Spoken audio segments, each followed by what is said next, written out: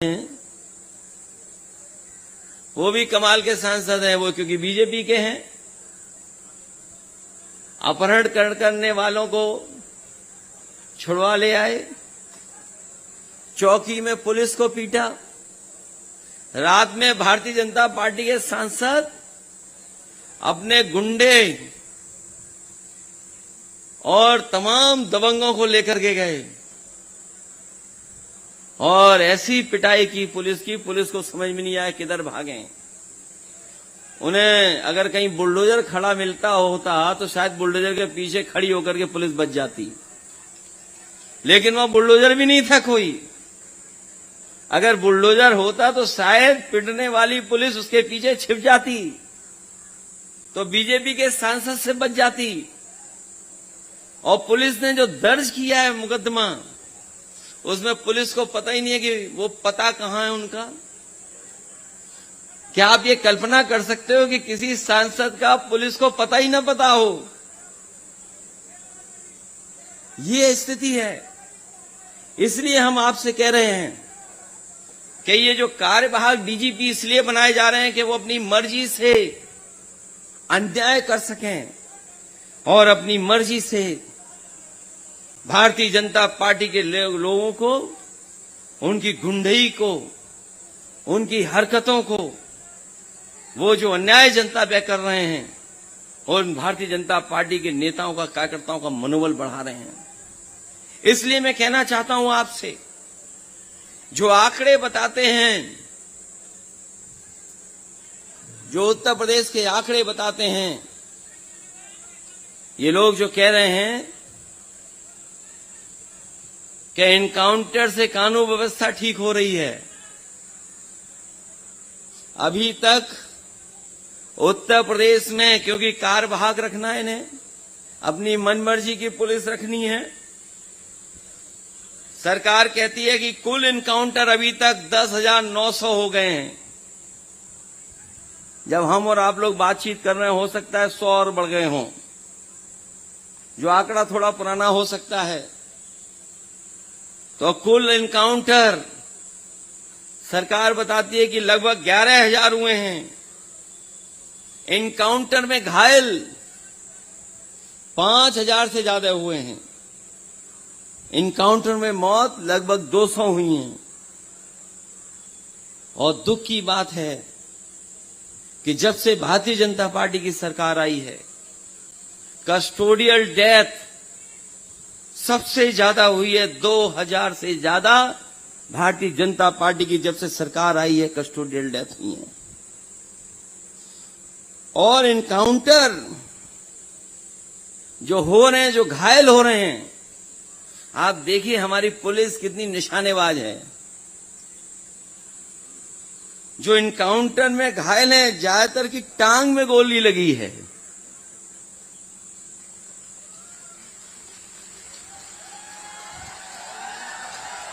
और ये एक भी आंकड़ा कोई गलत नहीं बता रहा हूं मैं।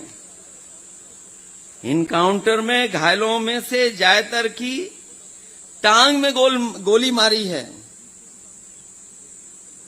और किसी भी एनकाउंटर में जिस पिस्तौल से आरोपी को गोली लगी है, वो न्यायालय के समक्ष पेश नहीं की जा रही है। अभी तक न्यायालय के सामने सब नहीं पेश हो पा रही हैं। किसी भी एनकाउंटर में जिस पिस्टल से आरोपी को गोली लगी, वह न्यायालय के समक्ष पेश नहीं की जा रही है।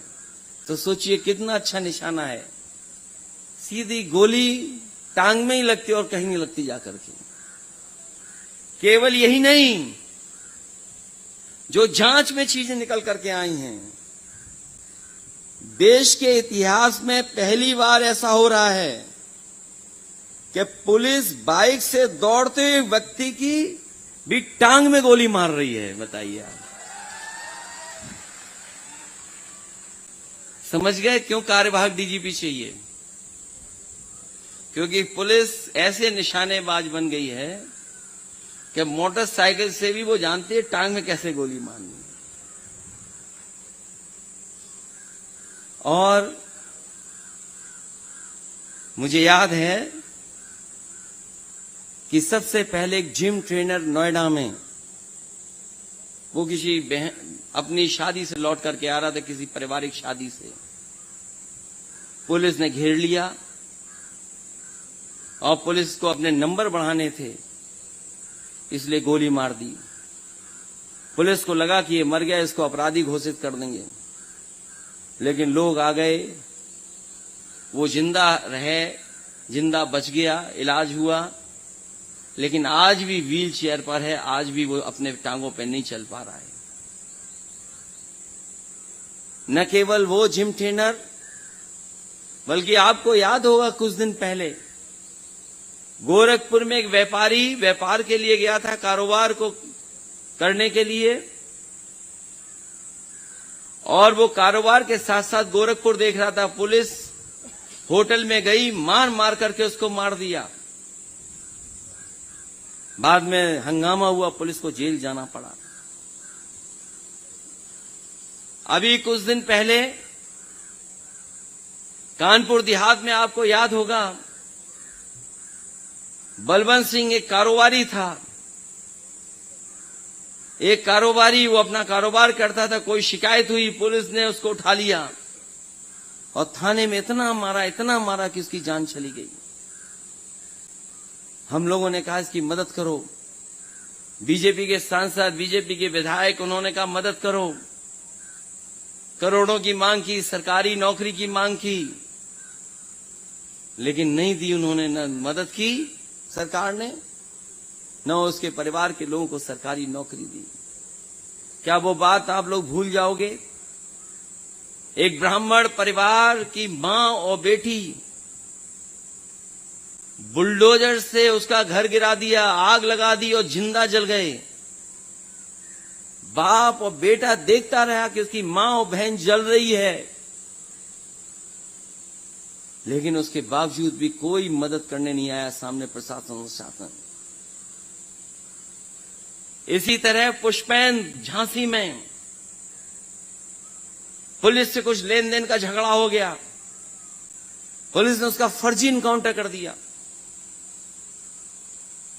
जान चली गई।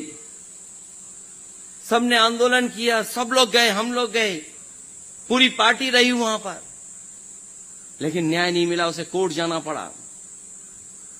कोर्ट से एफआईआर दर्ज हुई। 1-1.5 साल से कोई कार्रवाई नहीं हुई पुलिस वालों पर। और उसके बाद उसकी पत्नी ने कहा था कि अगर मेरे पति के हत्यारों को कोई सजा नहीं होगी, मुझे न्याय नहीं मिलेगा, तो मैं आत्महत्या कर लूंगी। 1 साल 2 साल इंतजार किया उसकी पत्नी ने, नहीं न्याय मिला, उसकी पत्नी ने आत्महत्या कर ली। सोचिए, ये हो रहा उत्तर प्रदेश में।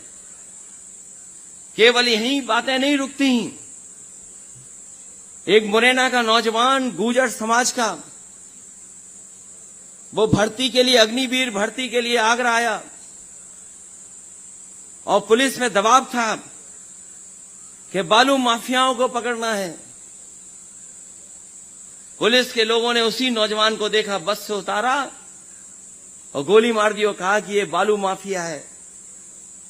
बाद में पता लगा वो मुरैना का है, मध्य प्रदेश का है। मां बाप और उसके परिवार के लोग आए, वो कोर्ट गए, समाजवादियों ने मदद की। उसके बाद उन पुलिस वालों के खिलाफ एफआईआर दर्ज हुई है। अगर किसी ने गुर्जर समाज के उस नौजवान की, या जितने लोग आपके नाम मैंने बोले हैं, अगर किसी ने मदद की है, जिनकी जानें गई, जिनका नुकसान हुआ, तो वो समाजवादी पार्टी थी। अगर उन्हें अपनी पार्टी के खजाने से मदद करनी पड़ी, तो उन परिवारों की हम लोगों ने मदद करने का काम किया। ये बात मैं इसलिए बता रहा हूं, ये बातें मैं इसलिए बता रहा हूं कि आपने चुनाव भी देखा होगा कुछ दिन पहले, जब यहां पर